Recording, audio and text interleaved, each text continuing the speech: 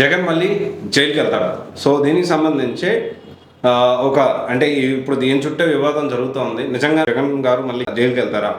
So దీని గురించి ఖచ్చితంగా మనం మాట్లాడుకుందాం. మాట్లాడుకునే ముందు దీని గురించి ఎందుకు చర్చ జరుగుతుంది ఇప్పుడు అంటే Nadendla and deputy chief minister Pavan Kalyan garu రీసెంట్గా అమిత్ షాని కలిసి దీనికి సంబంధించి అతన్ని పంపించేసేయండి, ఎందుకు బయట ఉంచుతున్నారు, జగన్ జైలుకి పంపించేసేయండి అని అంటే, అండ్ అతను దానికి మీరు షార్ట్ టర్మ్ ఫ్రెండ్స్, అతను నాకు లాంగ్ టర్మ్ ఫ్రెండ్స్, పంపించడానికి అవ్వదు అనే ఒక రకమైన ఇలాంటి డిస్కషన్ అనేది ఏదో విన్నాను అన్నట్లు నాకు సోర్సెస్, హైలీ రిసోర్సెస్ నుంచి వచ్చాయని చెప్పి ప్రొఫెసర్ నాగేశ్వరరావు గారు దీనికి సంబంధించి మాట్లాడడం. జనసేన నాయకులు పవన్ కళ్యాణ్, నాదెళ్ల మనోహర్ ఇతరులు వెళ్ళి అమిత్ షాను కలిశారు. నాకున్న హైలీ ప్లేస్ సోర్సెస్ చెప్తున్నా. అమిత్ షాను కలిసి మనం జగన్ ను లోపలయ్యాలి, జగన్ మా వాళ్ళు ఒత్తిడి తెస్తున్నారంటే అమిత్ షా చెప్పింది ఏంటంటే, రాజకీయాల్లో ఇన్స్టాంట్ ఫ్రెండ్ ఉంటాడు, లాంగ్ టర్మ్ ఫ్రెండ్ ఉంటాడు. Telugu Desam instant friend, Jagan long term friend. Chandrababu నాయుడుకు ఆయన అంటే శత్రుత్వం వచ్చి మనకెందుకు ఉండాలి? మీకు కూడా మంచి చెప్తున్నాను. మీకు అవసరం ఏంటి? లాంగ్ టర్మ్ ఫ్రెండ్ ఉపయోగపడతాడు. మనకు 25 మంది ఎంపీలు సహకరిస్తున్నారు కదా అని మీరు కూడా ఆ వైఖరి మార్చుకోండి అని సలహా ఇచ్చారు. దాని నుంచి వివాదం చెలరేగడం, మళ్ళీ దానికి సారీ చెప్పడం, దీని చుట్టే కాంట్రవర్సీ అంతా తిరుగుతాం.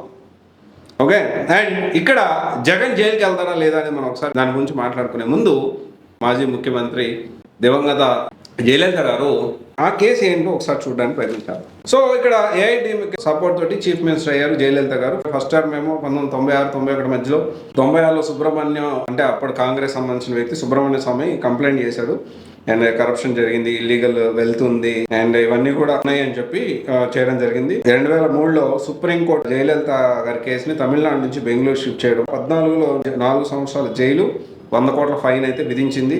అండ్ దాని తర్వాత అక్టోబర్లో మళ్ళీ బెయిల్ మీద బయటకు రావడం, గ్రాండ్ బెయిల్ వచ్చింది. అండ్ 2015లో ఈ కేసు అయితే ప్రూవ్ అవ్వలేదు. అండ్ December 16 అప్పుడు సీఎంగా పనిచేస్తూ చనిపోవడం జరిగింది. ఆ తర్వాత ఈ కేసు అనేది శశికళ అని, ఇలవేరి, విఎన్ సుధాకర్ వీళ్ళ మీద అయితే కేసులు అనేది కంటిన్యూ అవుతున్నాయి స్టిల్.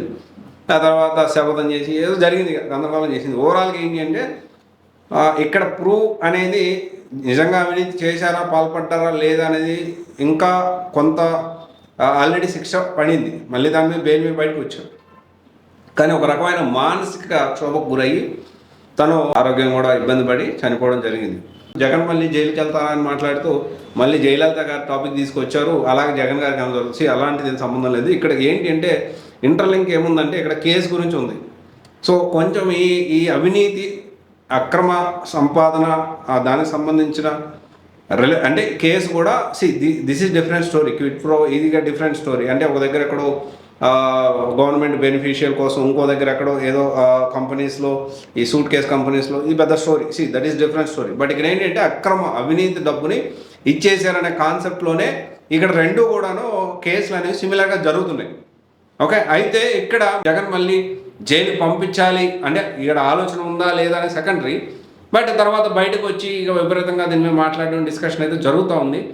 ప్రజెంట్ అయితే జగన్ గారు మళ్ళీ జైలుకి వెళ్తారు. ఎప్పుడు బీజేపీ మాట అనకపోతే జైలుకి వెళ్తారు అని చెప్పి కొంతమంది మాట్లాడుకుంటూ ఉన్నారు. కానీ ఒక మాట అయితే వాస్తవం, చాలా వరకు కేసులు అయితే కొట్టేశారు అనేది మనందరికీ తెలిసిన విషయం.